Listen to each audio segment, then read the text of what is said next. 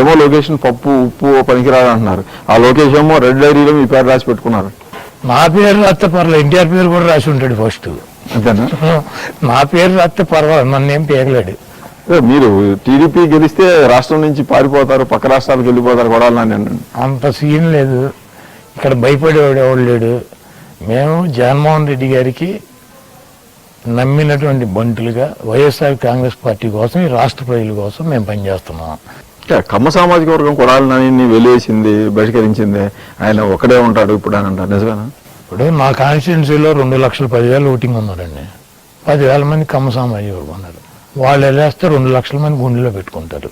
ఇప్పుడు టాస్క్ లేకపోతే వైసీపీలో చంద్రబాబు కొడాలని తోటి బూతులు తిట్టాల్సి. అసలు జగన్మోహన్ రెడ్డి గారు ఎవడని తిట్టమని కానీ, ప్రెస్ మీట్ పెట్టమని కానీ చెప్పడు. మీరేమో అలా చెబుతా ఉన్నారు. మాగుంట శ్రీనివాసులు రెడ్డి, మహేదర్ రెడ్డి, అలాగే వేమిరెడ్డి ప్రభాకర్ రెడ్డి లాంటి వాళ్ళు చంద్రబాబును తిట్టలేదు, లోకేషన్ తిట్టలేదు, పవన్ కళ్యాణ్ తిట్టలేదనే సీట్లు ఇవ్వలేదు వాళ్ళకని చెబుతా ఉన్నారు. అసలు జగన్మోహన్ రెడ్డి గారి సీట్ అంటే ఇప్పుడు ఇచ్చిన వాళ్ళు అందరూ తిట్టారా?